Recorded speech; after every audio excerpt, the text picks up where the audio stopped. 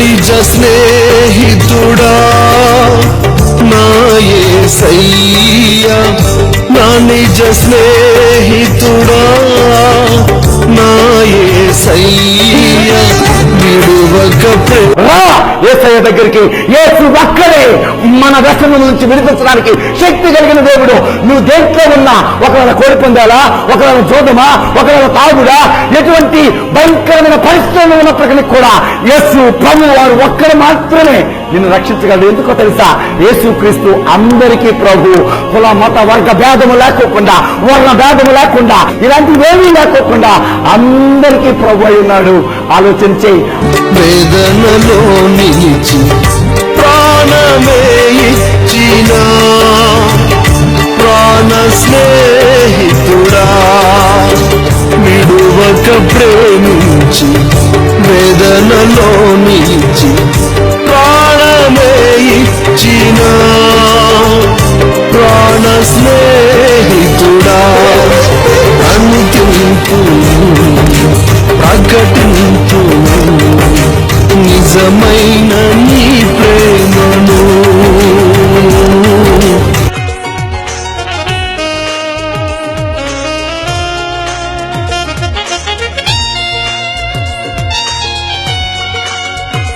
దేవుని నామానికి మహిమ కలుగును గాక. మీ అందరికీ నా హృదయపూర్వకమైన వందనాలు. నా నిజ స్నేహితుడా అనే ఈ టీవీ కార్యక్రమాన్ని చూస్తున్న వీక్షకులందరికీ కూడా ప్రభు యేసుక్రీస్తు వారి నామంలో హృదయపూర్వకమైన వందనాలు తెలియజేస్తున్నాను. ప్రభు మిమ్మల్ని దీవించి ఆశీర్వదించునుగాక. ప్రార్థన చేసుకొని కొన్ని వాక్యాలను మనం ధ్యానం చేయడానికి ఇష్టపడదాం. మహాపరిశుద్ధుడా, ప్రేమ కలిగిన దేవానికి ఘనమైన స్తోత్రాలు ప్రభా. గడిచిన కాలమంతయు మమ్మల్ని కాచి కాపాడిన గొప్ప దేవుడు నీవు ప్రభా. ఈ నా నిజ స్నేహితుడా అనే ఈ టీవీ కార్యక్రమం ద్వారా నీ ప్రజలను కలుసుకుంటానికి, నీ అమూల్యమైన వాక్కును ప్రకటించడానికి మీరిచ్చిన గొప్ప ధన్యతను బట్టి, యోగ్యతను బట్టి నీకు వందనాలు ప్రభా. ఈ రాత్రి నాయన నీ ప్రజలతో మీరు మాట్లాడండి. మీరు మాట్లాడే దేవుడు ప్రభా. మీరు మాట్లాడితే ప్రజలు నాయన వారి హృదయాలు విప్పబడతాయి నాయన. లూదియా హృదయాన్ని తెరిచిన దేవుడు ప్రభువా. ఈ రాత్రి నీ చిత్తంలో ఎంతమంది అయితే ఉన్నారో నాయన, వారి హృదయాలను మీరు తెరిచిన ఆయన ఈ వర్తమానం వారి జీవితాలకి, వారి కుటుంబాలకి ఆశీర్వాదకరంగా, దీవెనకరంగా మీరు చేసి మీరే మీ నామానికి మహిమ తెచ్చుకోనమని యేసు పరిశుద్ధ నామమున అడిగి వేడుకుంటున్నాము తండ్రి, ఆమేన్. చాలా సంతోషం ప్రియమైన దేవుని బిడ్డలారా. ఈ రీతిగా మిమ్మల్ని కలుసుకుంటానికి ప్రభు గొప్ప అవకాశాన్ని, భాగ్యాన్ని నాకు దయచేశాడు. దానిని బట్టి దేవుని నామానికి మహిమ కలుగునుగాక. ఈ రాత్రి కాల సమయమందు ప్రాముఖ్యంగా రక్షణ గురించి కొన్ని విషయాలు మనం నేర్చుకుంటానికి ఇష్టపడదాం. ఈ లోకంలో రక్షణ అనేది చాలా ప్రాముఖ్యమైనది.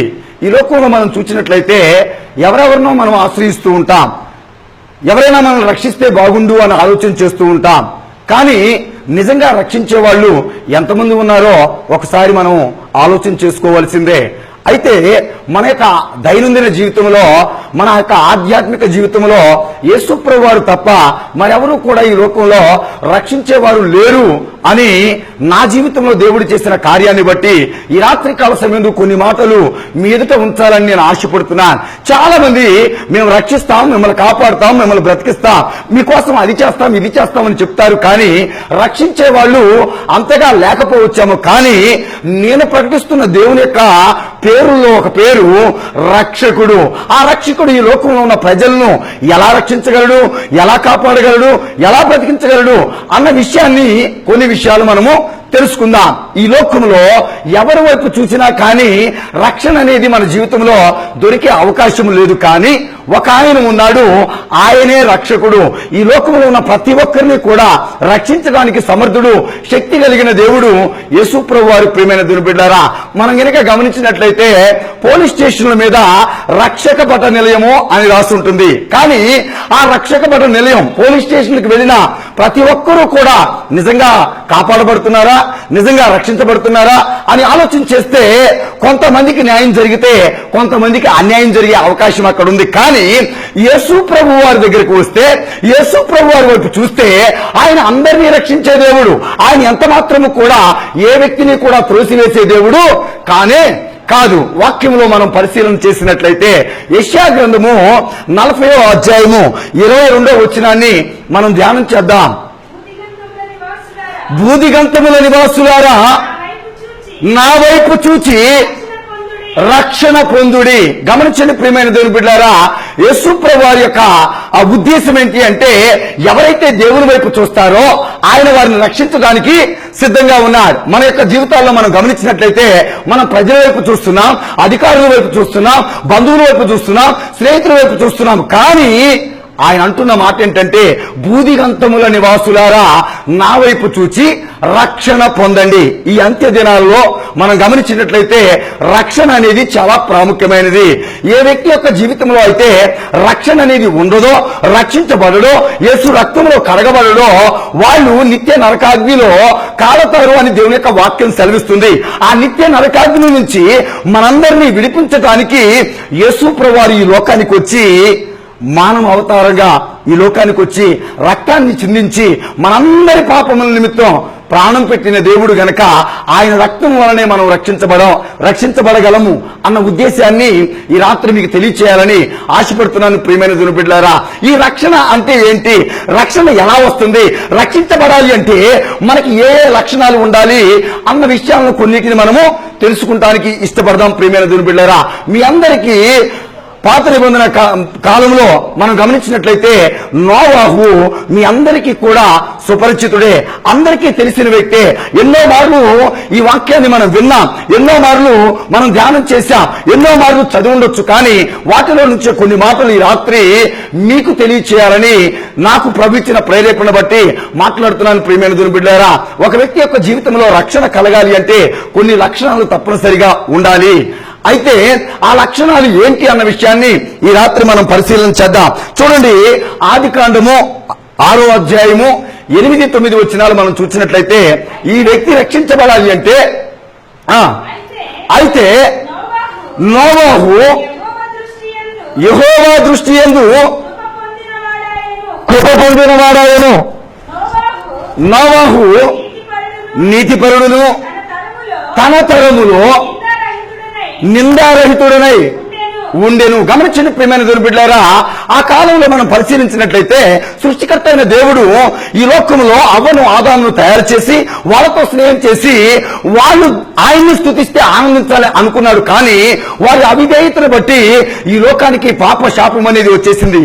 ఆ ధర్మశాస్త్ర కాలంలో నోవాహుని కనుక మనం పరిశీలన చేసినట్లయితే మొట్టమొదటిగా నోవాహు ఎటువంటి వ్యక్తిత్వం కలిగిన వాడంటండి, నీతిపరుడు.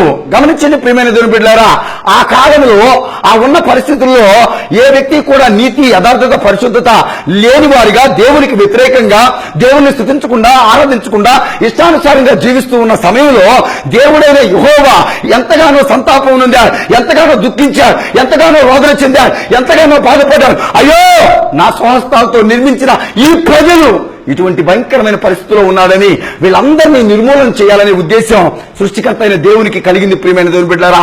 ఆ సమయంలో దేవుడు తేరి చూచినప్పుడు నోవాహు ఒక్కడే తన తరములో, ఆ తరములో ఎవ్వరూ కూడా నీతి లేదు, పరిశుద్ధత లేదు, యథార్థత లేదు, దేవుని యందు భయభక్తులు లేని వారిగా ఉంటున్నారు. కానీ నోవాహు ఒక్కడే నీతిమంతుడుగా ఉంటున్నాడు.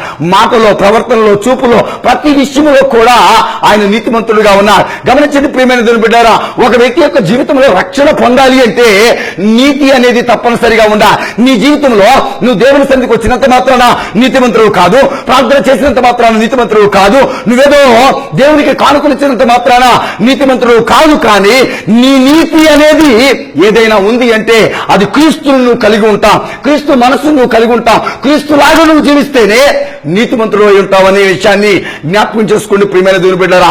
అయితే నోవాహు మాత్రం నీతిమంతుడుగా ఉన్నాడు. ఎంత అద్భుతమైన విషయం గమనించండి. ఆ తరములో అందరూ అపవిత్రతలో ఉన్నారు, అందరూ పాపంలో ఉన్నారు, అందరూ ఇష్టానుసారంగా జీవిస్తున్నప్పటికీ కూడా నోవాహు మాత్రం నీతిమంతుడిగా ఉన్నాడు. రెండవదిగా మనం గమనించినట్లయితే నిందారహితుడిగా ఉన్నాడు. చాలా ఎంత గొప్ప అద్భుతమైన మాట. నిందారహితుడు అంటే దాని అర్థం ఏంటండి? జనాలతో నిందించబడతామా, చీచా అని అనిపించుకుంటున్నా కాదు. ఎంచి చూసిన ఇటు తన చూపులో కానీ తన ప్రవర్తనలో కానీ తన మాటల్లో కానీ ఎక్కడా కూడా ఏలు పెట్టి చూపించే పరిస్థితి నోవాహు యొక్క జీవితంలో లేనే లేదండి. నిందారహితుడిగా ఉన్నారు. మూడవదిగా మనం గమనించినట్లయితే దేవుని యొక్క కృపను పొందిన వాడై ఉన్నారు. చూడండి, ఒక వ్యక్తి యొక్క జీవితంలో రక్షణ పొందాలి అంటే నీతిమంతుడిగా ఉండాలి, నిందారహితుడిగా ఉండాలి. మూడవదిగా దేవుని యొక్క కృప పొందిన వాడిగా ఉండాలి. నాలుగవదిగా దేవునితో నడిచేవాడిగా ఉండాలి. నిజంగా మన ఆధ్యాత్మిక జీవితంలో నిజంగా దేవుని మందిరానికి వెళ్తున్న మనము నిజంగా ఈ లక్షణాలు మనకున్నాయా? చాలా మంది చెప్తూ ఉంటారు, నేను రక్షించబడ్డానండి, మేము రక్షణ పొందామండి, మేము మారుమనసు పొందామండి, మేము బాప్తిసం పొందామండి అని అంటున్నారు. కానీ ఈ 4 లక్షణాలు నిజంగా మన యొక్క జీవితంలో ఉన్నాయా? ఈ 4 లక్షణాలు గనక మనకు ఉంటే దేవుడు మనకు తెలియజేస్తున్న మాట ఏంటో తెలుసా? మిమ్మల్ని నేను రక్షిస్తా. ఎలా రక్షిస్తాడంటండి? ఆ తరములో అందరూ కూడా అపవిత్రతో పాపంలో జీవిస్తున్న సమయంలో దేవుడు వాళ్ళందరినీ జలప్రలయం చేత నిర్మూలన చేయాలనే ఉద్దేశం సృష్టికర్త అయిన దేవుడు కలిగి ఉన్నాడండి. ఆ సమయంలో నోవాహును చూసినప్పుడు దేవుడికి ఎంతో సంతోషం, ఆనందం కలిగింది. ఎందుకో తెలుసండి, దేవుడు కోరుకునేది నీతిమంతులుగా మనం జీవించాలని. నిజంగా నీ జీవితంలో ఎటువంటి నీతి ఉంది, ఎటువంటి పరిశుద్ధత ఉంది? నిజంగా భక్తి చేస్తున్నాం, ప్రార్థన చేస్తున్నాం, దేవుని మందిరానికి వస్తున్నాం, కానీ అటువంటి నీతి యథార్థత మనలో ఉందా లేదా ఒక్కసారి జ్ఞాపకం చేసుకోండి. రక్షించబడ్డాము అంటే రక్షించబడటం కాదు, రక్షించబడాలి అంటే రక్షణ పొందుకున్నామని నిశ్చయిత నీలో ఉండాలి అంటే ఈ 4 లక్షణాలు తప్పనిసరిగా ఉండాలి. ఎప్పుడైతే ఈ 4 లక్షణాలు మనలో ఉంటాయో అప్పుడు దేవుడు మనతో మాట్లాడతాడు. హల్లెలూయా. చప్పట్లు కొట్టి దేవుని నామాన్ని మహిమపరుద్దాం. హల్లెలూయా. చూడండి ప్రియమైన దేవుని బిడ్డలారా, నోవాహులో ఈ 4 లక్షణాలు ఉన్నాయి. ఆ కాలంలో ప్రజలందరూ పాపంలో ఉన్నప్పటికీ కూడా అతను ఒక్కడే పరిశుద్ధుడిగా, నీతిమంతుడిగా, యథార్థవంతుడిగా ఉండటానికి ఇష్టపడ్డాడు. తన నీతిని బట్టి, తన యథార్థతను బట్టి, తన పరిశుద్ధతను బట్టి తన భార్య కూడా దేవునికి విధేయత చూపించినట్లు దేవుని యొక్క వాక్యం సెలవిస్తుంది. అంత మాత్రమే కాదండి, నోవాహుకి 3 కుమారులు ఉన్నారు. ఆ 3 కూడా అపవిత్రమైన ఈ లోకంలో జీవిస్తున్నారు. లోకమంతా ప్రజలందరూ తాగుడు, వ్యభిచారం, ఇష్టానుసారంగా జీవిస్తుంటే వీళ్ళ కుమారులు మాత్రం పక్కింటోడికి వెళ్ళుంటారా? తప్పనిసరిగా ఇరుగు పొరుగు వాళ్ళతో మాట్లాడే పరిస్థితి ఉంది. మాట్లాడినప్పటికీ కూడా ఎక్కడా లోక పాపాన్ని అంటుకోకుండా పరిశుద్ధంగా జీవించడానికి ఇష్టపడ్డారు. ఎందుకో తెలుసా? కేవలం నోవాహు యొక్క నీతిని బట్టి. ఈ రోజు దైవజనమా గమనించండి, ఇంట్లో తల్లిదండ్రులని వారు, ఇంటి యజమానుడైన వారు నీతిమంతులుగా, పరిశుద్ధులుగా ఉన్నప్పుడే ఆ కుటుంబంలో భార్య లోబడుతుంది, బిడ్డలు లోబడతారు. అప్పుడే వాళ్ళు సంపూర్ణంగా రక్షించబడతారు తప్ప ఇంటి యజమానులైన వారు అపవిత్రతో, పాపంలో, ఇష్టానుసారంగా లోక సంబంధమైన జీవితాన్ని జీవిస్తూ ఉంటే ఆ కుటుంబంలో ఉన్న బిడ్డలు కానీ భార్య కానీ రక్షించబడే అవకాశము లేదు. అయితే నోవాహు ఎప్పుడైతే దేవునికి విధేయత చూపించాడో, దేవుని యందు భయభక్తులు కలిగి ఉన్నాడో, తన భార్య కూడా లోబడింది. చాలా మంది భర్తలు ఏం చేస్తారంటే, నేను నిన్ను చేసుకున్నాను కాబట్టి నువ్వు నా కింద బానిసలాగా ఉండాలనుకుంటారు. బెదిరిస్తారు, భయపడతారు, కొట్టడానికి ఇష్టపడతారు. కొట్టి భయపెట్టి బెదిరిస్తే భార్య లోబడిద్ది అనుకుంటాం. భ్రమప్రియమైన దేవుని బిడ్డలారా, నువ్వు ఎప్పుడైతే భక్తి చేస్తావో నీ భార్య నీకు లోబడిద్ది. నువ్వు ఎప్పుడైతే భక్తి చేస్తావో నీ బిడ్డలు నీకు లోబడతారు. నువ్వు ఎప్పుడైతే భక్తి చేస్తావో ప్రజలందరూ కూడా నిన్ను గౌరవిస్తారు తప్ప నీలో భక్తి లేకోకుండా, నీలో నీతి లేకోకుండా, నీలో యథార్థత లేకుండా, నువ్వు దేవునితో నడుముకోకుండా ఇటువంటి రక్షణ అనుభవాన్ని నువ్వు పొందలేవు. అయితే ఇటువంటి క్రమంలో ఇలా ఉండగా సృష్టికర్త అయిన దేవుడు నోవాహుతో మాట్లాడటం ప్రారంభించాడు. చప్పట్లు కొట్టి దేవుని నామాన్ని మహిమపరుద్దా. ఎంత గొప్ప ధన్యత ప్రియమైన దేవుని బిడ్డారా. సృష్టికర్త అయిన దేవుడు అందరినీ నాశనం చేసేయాలనుకున్నాడు. కానీ నోవాహు నీతి యథార్థతను బట్టి ఆయన నీతిమంతులను దాటిపోయే దేవుడు కాదు, ఆయన రక్షించే దేవుడు తప్ప ఆయన శిక్షించే దేవుడు ఎంత మాత్రము కూడా కాదు. ప్రియమైన దేవుని బిడ్డారా, ఆ సమయంలో నోవాహు యొక్క నీతిని, పరిశుద్ధతను బట్టి నోవాహును దేవుడు రక్షించడానికి సిద్ధపడ్డాడు. అప్పుడు నోవాహుతో దేవుడు మాట్లాడుతున్న మాట చదవండి. నీ కొరకు ఒక వాడను చేసుకొనుము. హల్లెలూయా, హల్లెలూయా. ఇక్కడ సృష్టికర్త అయిన దేవుడు మాట్లాడుతున్న మాట, నోవాహు నీ కొరకు ఒక వాడను సిద్ధపరచుకో. గమనించండి ప్రియమైన దేవుని బిడ్డలారా, నోవాహుతో ఇప్పుడు దేవుడు మాట్లాడుతున్నాడు. ఎందుకు వాడను తయారు చేసుకోమంటున్నాడు అంటే, ఇప్పుడు జలప్రలయం రాబోతుంది, ప్రజలందరినీ ఆయన నిర్మూలన చేయబోతున్నాడు. కానీ ఆయన నీతిమంతులను రక్షించి కాపాడే దేవుడు. నీ జీవితంలో మందిరానికి వచ్చినంత మాత్రాన నువ్వు కాపాడబడలేవు. నువ్వు దేవునికి కానుకలిచ్చినంత మాత్రాన నువ్వు రక్షించబట్టు అనుకుంటావు. నీ భ్రమ. నువ్వు నీతిమంతుడు, నువ్వు యథార్థవంతుడు, నువ్వు పరిశుద్ధుడు, నువ్వు దేవుడితో నడిచేవాడు తప్పనిసరిగా దేవుడు నిన్ను రక్షిస్తాడు. ప్రియమైన దేవుని బిడ్డలారా, ఇప్పుడు దేవుడు మాట్లాడుతున్నాడు, నోవాహు నీ కొరకు ఒక వాడ సిద్ధపరచుకో. ఇప్పుడు చూడండి, అయ్యా ఇప్పుడు వాడ తయారు చేసుకుంటాం ఏంటి, ఇప్పుడు నేను ఇది చేయటం ఏంటి అని నోవాహు మాట్లాడలేదండి. దేవుడు ఏది చెప్పాడో అది చేయడానికి ఇష్టపడ్డాడు. ఎప్పుడైతే ఈ 4 లక్షణాలు మనలో ఉంటాయో అప్పుడు మాత్రమే దేవుడు చెప్పింది వినటానికి ఇష్టపడతాం. చాలా మంది యొక్క ఆధ్యాత్మిక జీవితంలో దేవుడు చెప్పిన మాట, దేవుని యొక్క వాక్యానికి విధేయత చూపించలేకపోతున్నారు. ఎందుకు అంటే నీతి లేదు, దేవుల్లో నడవలేకపోతున్నారు. పరిశుద్ధమైన జీవితం లేని దాన్ని బట్టి దేవుని మాటలను లెక్క చేయకుండా ఇష్టానుసారంగా తిరుగుతున్నారు. అయితే దేవుడు నోవాహుతో మాట్లాడిన మాట ఏంటంటే, నీ కొరకు ఒక వాడ సిద్ధపరచుకో. ఆ వాడ నుండి దేవుడు చితిసారపు మ్రానుతో తయారు చేయమని చెప్పాడు. చితిసారపు మ్రాను అంటే ఇది క్షయత లేనిది, అంటే చెడిపోనిది. ప్రియమైన దేవుని బిడ్డలారా గమనించండి, ఇప్పుడు ఈ యొక్క వాడ తయారు చేయమన్న కర్ర ఏంటంట, క్షయత లేనిది అంటే చెడిపోనిది. అంటే దీని ఉద్దేశం ఏంటంటే యేసు ప్రభువారు నిన్న నేడు ఏకరీతిగా ఉన్న దేవుడు, అల్ఫా ఓమెగా ఆయన భూత భవిష్యత్తు వర్తమాన కాలంలో ఉన్న దేవుడు గనక ఆయన క్షయత లేని చిత్తసారపు మానుతో దానిని తయారు చేయమని చెప్పాడు. ఈ నోవాహు దేవుడు ఏదైతే చెప్పాడో ఆ వాడను తయారు చేయడానికి పూనుకున్నాడు. ఆ వాడను ఎలాగూ తయారు చేయాలి, ఆ వాడను ఎలాంటి కొలతలతో తయారు చేయాలి అనే దానికి దేవుడు ఒక నమూనాన్ని ఇచ్చాడు. ప్రియమైన దేవుని బిడ్డలారా, ఈ యొక్క దేవుడు నోవాహుతో చెప్పిన మాట ఏంటంటే, నీ కొరకు ఒక వాడ సిద్ధపరచుకో, దానిని చితిసారపు మానుతో సిద్ధపరచు అని దేవుడు చెప్పాడు. ఈ చితిసారపు మాను క్షయత లేనిది, అంటే ఎట్టి పరిస్థితుల్లో కూడా చెడిపోయే అవకాశము లేదు. ప్రియమైన దేవుని బిడ్డలారా, అంటే మన దేవుడు కూడా ఆదిలో ఉన్న దేవుడు, ఆయన అంతం వరకు కూడా ఉండే దేవుడు. ప్రియమైన దేవుని బిడ్డలారా, రెండవదిగా మనం గమనించినట్లయితే ఈ వాడ యేసు ప్రభు వారికి సాదృశ్యంగా ఉంది. హల్లెలూయా, హల్లెలూయా. ఈ వాడ యేసు ప్రభు వారికి సాదృశ్యంగా ఉంది. హల్లెలూయా. చూడండి, వాక్యం నుంచి మనం గమనించినట్లయితే ఈ వాడ యేసు గుర్తుగా ఉంది. హెబ్రీయులకు రాసిన పత్రిక 7వ అధ్యాయము 26వ వచనాన్ని మనం చూద్దాం. నిర్దోషియు నిష్కల్మషుడును పాపులలో చేరక ప్రత్యేకంగా ఉన్నవాడును ఆకాశ మండలము కంటే మిక్కిలి హెచ్చైన వాడైన ఇట్టి ప్రధాన యాజకుడు మనకు సరిపోయిన వాడు. హల్లెలూయా. చూడండి ప్రియమైన దేవుని బిడ్డలారా, ఈ వాడ యేసుకు గుర్తుగా ఉంది. ఎందుకు యేసుకు గుర్తుగా ఉంది అంటే, ఇప్పుడు నోవాహు కుటుంబం ఆ వాడలో వెక్కితే మాత్రమే ఆ జలప్రలయం నుంచి తప్పించబడతారు. అలాగే నీవు నేను మనము కూడా మన దేవుడు నిర్దోషి, ఆయనలో ఏ పాపము లేదు, ఏ దోషము లేదు. అందుకంటే ప్రాముఖ్యంగా ఆయన ఈ ప్రపంచానికి ఒక ఛాలెంజ్ చేశాడు. ఏంటో తెలుసా, నాలో పాపం ఉందని మీలో ఎవరైనా రూపించగలరా అని ప్రపంచానికి సవాలు విసిరిన దేవుడు, ఏకైక దేవుడు యేసు ప్రభు వారి ప్రియమైన దేవుని బిడ్డలారా. కాబట్టి ఈ వాడ యేసు ప్రభు వారికి సాదృశ్యంగా ఉన్నది. ఈ వాడలోకి ఎవరైతే ప్రవేశిస్తారో, యేసుని ఎవరైతే అంగీకరిస్తారో, యేసు రక్తంలో ఎవరైతే కరగబడతారో, యేసు పాదాల చెంతకి ఎవరైతే వస్తారో, దేవుని యొక్క స్వరాన్ని ఎవరైతే వింటారో, ఎవరైతే నీతిమంతులుగా యథార్థమంతులుగా పరిశుద్ధులుగా ఉంటారో వాళ్ళను దేవుడు తప్పనిసరిగా రక్షించి యేసుకు గుర్తుగా ఉన్న ఆ వాడలోకి ఎక్కించడానికి నోవాహు కుటుంబాన్ని దేవుడు సిద్ధపరిచాడండి. చూడండి ఎంత గొప్పదని ప్రియమైన దేవుని బిడ్డలారా. ఈ రోజు నిజంగా నీ కొరకు ఒక వాడ సిద్ధపరచుకున్నావా? రక్షణ పొందాను, రక్షించబడ్డాను, మారుమనసు పొందాను, బాప్తిస్మం పొందాను అని చెబుతున్నావు, కానీ నిజంగా క్రీస్తు అనే వాడలోకి నువ్వు ప్రవేశించావా లేదో ఒకసారి జ్ఞాపకం చేసుకో. రెండవదిగా మనం గమనించినట్లయితే ఈ వాడ నుండి కొలతల ప్రకారం నిర్మించబడింది. దేని ప్రకారం అంట? కొలతల ప్రకారం. దేవుడే చెప్పారు, ఇదిగో దీన్ని ఇంత కొలతతో ఎలాగో తయారు చేయి, ఈ కొలతల ప్రకారం నిర్మించాలి అని దేవుడు చెప్పడానికి గల కారణం ఏంటంటే, యేసు ప్రభు వారి యొక్క ఈ యొక్క కొలతలు దేన్ని సూచిస్తున్నాయంటే యేసు ప్రభు వారి యొక్క జనన మరణ పునరుద్ధానాలను సూచిస్తున్నాయి. ప్రియమైన దేవుని బిడ్డలారా, అంటే దీని యొక్క ఉద్దేశం ఏంటంటే యేసు ప్రభు వారు ఏదో అర్ధాంతరంగా రాలా.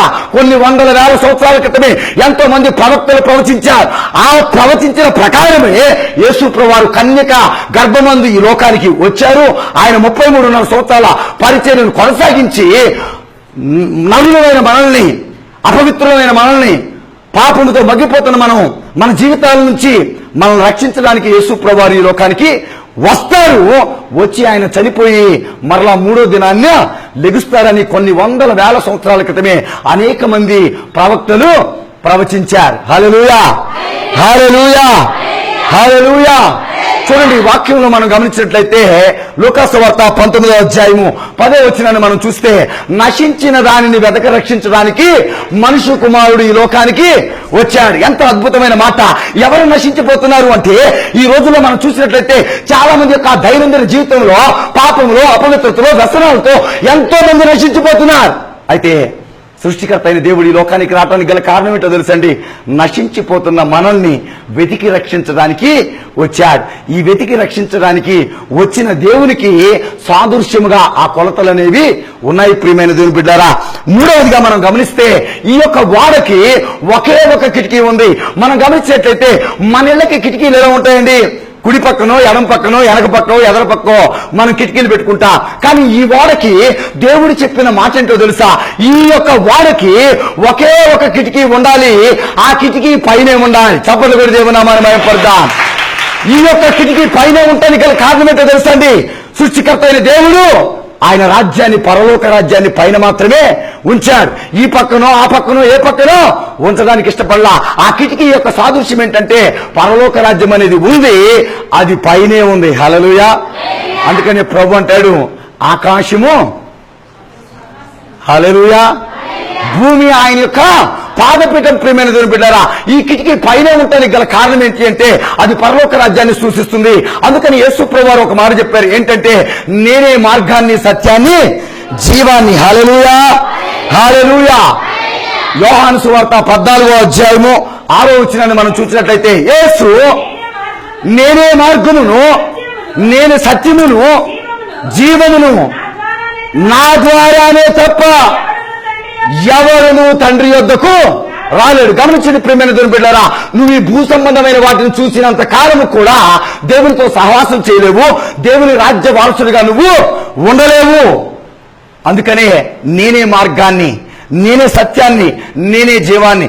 ఎవరైనా తండ్రి యొద్దకు వెళ్ళాలంటే, దేవుని యొక్క రాజ్యంలో చేరాలి అంటే, నా ద్వారా తప్ప వేరొక అవకాశము లేదు. యేసుప్రభు చెప్పలా, నేను కాకుండా ఇంకొక మార్గం ఉంది, ఇటు తిరిగో అటు తిరిగో, షార్ట్ కట్ లోనో. మనం వెళ్తాం చూసారా, ఏదైనా ప్రయాణం చేసేటప్పుడు షార్ట్ కట్ వెతుకుతుంటాం, కానీ పరలోక రాజ్యానికి షార్ట్ కట్ అనేది లేదు.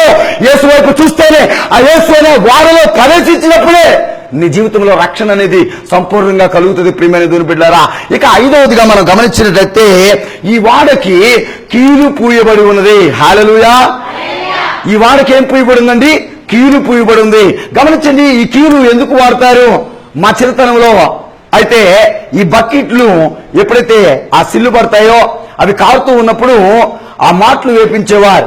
ఆ మాట అంతా వేసిన తర్వాత ఆయన ఏం చేసేవాడంటే, దానికి నల్లటి కీలు వేడి చేసి పూచేవాడు. ఎందుకు పూసేవాడు అంటే, లోపల ఉన్న నీళ్లు బయటికి వెళ్ళకూడదు, బయట ఉన్నవి లోపలికి రాకూడదు అనే యొక్క ఉద్దేశం. ఈ వాడకు కూడా కీలు పూయటానికి గల కారణం ఏంటంటే, గమనించండి ప్రియమైన దేవుని బిడ్డలారా, యేసుతో ఉన్న మనము, ఈ పడవ ఎక్కడ ఉంటుందండి? ఈ వాడ ఎక్కడ ఉంటుంది? నీళ్ళలోనే ఉంటుంది. ఈ నీరు ఒక మాటలో మనం గమనించినట్లయితే, ఈ లోక సంబంధమైన, ఈ లోక దైనందిన జీవితంలో, మన మానవ యొక్క జీవితంలో ప్రయాణానికి మాదిరిగా ఇది కనపడుతుంది. అయితే ఈ వాడలో, క్రీస్తు అనే వాడలోకి మనం ఎప్పుడైతే చేరతామో, లోపల ఉన్న నీళ్లు బయటికి వెళ్ళకూడదు, బయట ఉన్నవి లోపలికి రాకూడదు. ప్రియమైన దేవుని బిడ్డలారా, ఇప్పుడు మీరందరూ కూడా తామర పుష్పం ఎంతమందికి తెలుసండి? తామర చెట్టు ఎక్కడ ఉంటుందండి? నీటిలో ఉంటుంది. కానీ ఒక దోసెడు నీళ్లు తీసి ఆ తామరాకు మీద పోస్తే ఎట్టి పరిస్థితుల్లో నిలిచే అవకాశము లేదు. అంటే దాని ఉద్దేశం ఏంటంటే, యేసులో ఉన్నవాడు పాపం చేసేవాడిగా ఉండడు. నిజమైన రక్షణ పొందినవాడు పాపానికి, పాప ప్రపంచంలో తిరుగుతున్నప్పటికీ కూడా, పాపంతో స్నేహం చేస్తున్నప్పటికీ కూడా, ఎక్కడ కూడా పాపం అంటించుకుంటానికి ఇష్టపడేవాడిగా ఉండడు. ఈ పాపం మనకు అంటకూడదు అంటే, ఆ వాడికి ఎలాగైతే కీలు పూసారో అలాగే పరిశుద్ధాత్మ అనేది మనలో ఉండాలి. చప్పట్లు కొట్టి దేవునా మనం పడదా. ఏ వ్యక్తి యొక్క జీవితంలో అయితే పరిశుద్ధాత్మ దేవుడిని పొందుకొని ఉంటాడో, ఆ వ్యక్తి పాపం చేయడానికి ఇష్టపడ్డు. ఎందుకో తెలుసా? పరిశుద్ధాత్మ దేవుడు మనం ఏం చేయాలో, ఎలా జీవించాలో, ఏం మాట్లాడాలో, ఎలా బ్రతకాలో అన్నిటినీ కూడా తెలియజేసే శక్తి పరిశుద్ధాత్మ దేవుడికి ఉంది. చాలా మంది జీవితాల్లో ఈ దినాల్లో పరిశుద్ధాత్మ యొక్క ప్రాముఖ్యత తెలుసుకోలేక చాలా మంది ఆచార సంబంధమైన భక్తి, సాంప్రదాయమైన భక్తి చేస్తున్నారు. కానీ పరిశుద్ధాత్మను మనం పొందుకున్నప్పుడు ఆ పరిశుద్ధాత్ముడు లోకంలో ఉన్న పాపం మనకి అంటుకోకుండా చేస్తాడు. ప్రియమైన దేవుని బిడ్డలారా, అయితే ఈ కీలు పరిశుద్ధాత్మకు సాదృశ్యముగా ఉన్నది.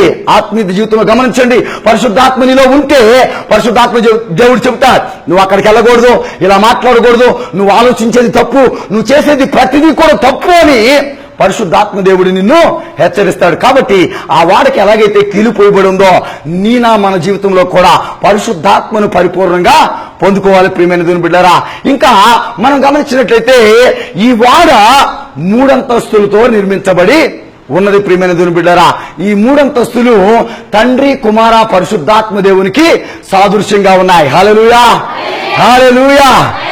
ఈ 3 అంతస్తులు తండ్రి, కుమార, పరిశుద్ధాత్మ నామునికి సాదృశ్యంగా ఉన్నాయి. అంటే దాని యొక్క ఉద్దేశం ఏంటి అంటే, ఒక వ్యక్తి రక్షించబడాలి అంటే తప్పనిసరిగా తండ్రి, కుమార, పరిశుద్ధాత్మ నామంలో బాప్తిసం అనేది పొందాలి. ఈ దినాల్లో మనం గమనిస్తున్నట్లయితే చాలా కొత్త బోధలు వచ్చేసాయి, చాలా విచిత్రమైన బోధలు వచ్చేసాయి. ప్రియమైన దేవుని బిడ్డలారా, ఒక ప్రాంతంలో మనం చూసినట్లయితే యేసు నామంలో బాప్తిసం పొందితేనే పరలోక రాజ్యానికి పోతారు, మీరు తండ్రి, కుమార, పరిశుద్ధాత్మ నామంలో బాప్తిసం తీసుకుంటాం తప్పు అని బోధించే వాళ్ళు చాలా మంది ఉన్నారు. అదొక సైన్యం బయలుదేరింది. కానీ యేసు ప్రభువు కూడా తండ్రి, కుమార, పరిశుద్ధాత్ముడి నామములోనే బాప్తిసం పొందారు. యేసు ప్రభు మన రోల్ మోడల్.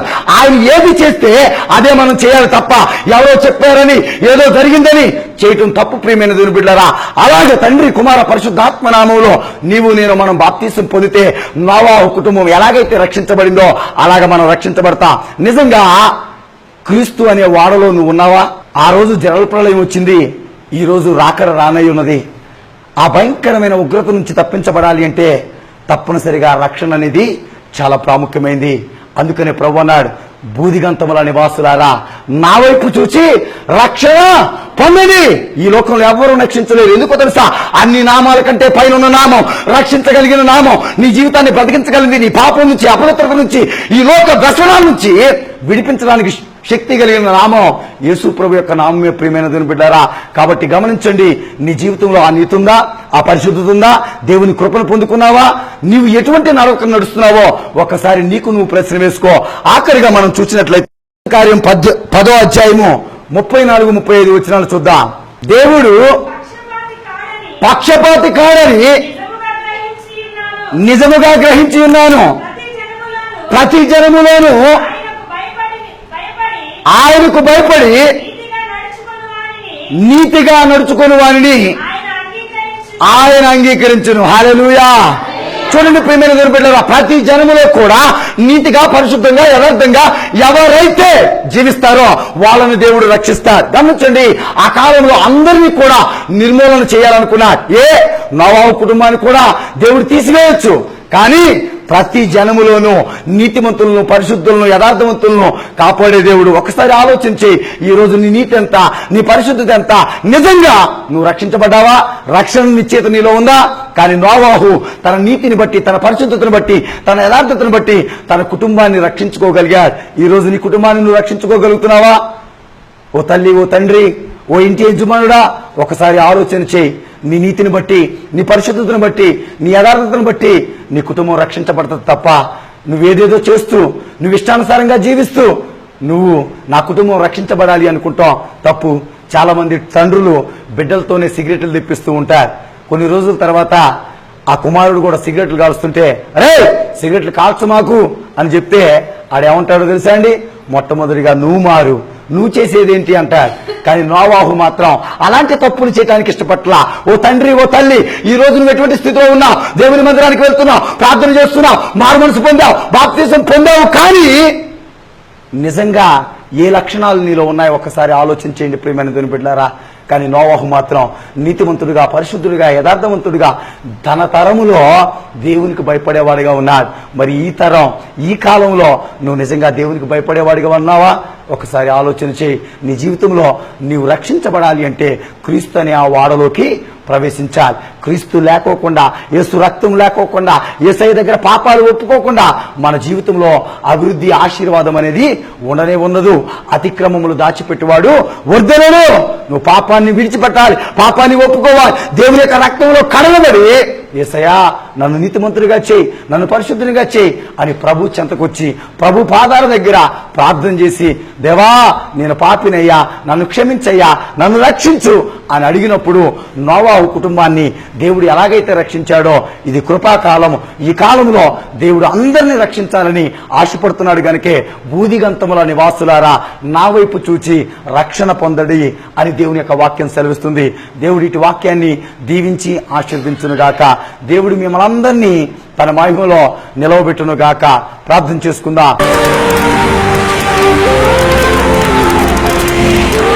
మహాపరిశుద్ధుడా, ప్రేమ కలిగిన దేవానికి ఘనమైన స్తోత్రాలు ప్రభువా. నోవాహు యొక్క కుటుంబాన్ని బట్టి కొన్ని విషయాలు మా అందరితో మీరు మాట్లాడారయ్యా.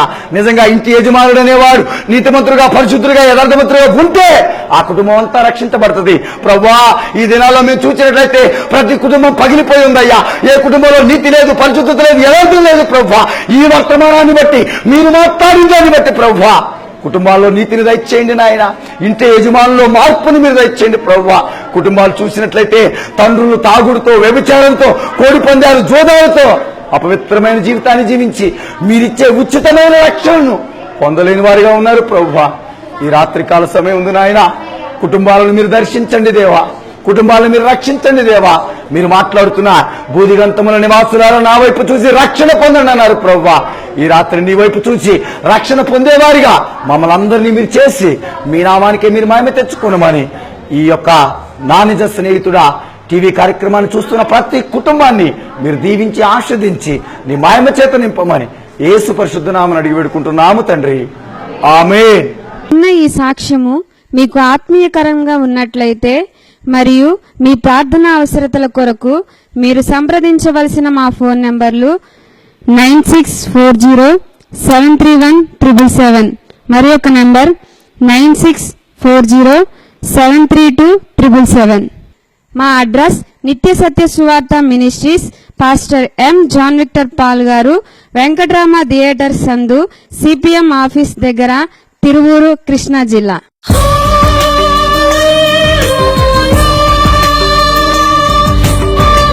ఈ కార్యక్రమాన్ని ప్రతి శుక్రవారము రాత్రి 8 గంటల నుండి 8:30 వరకు మీరు వీక్షించగలరు.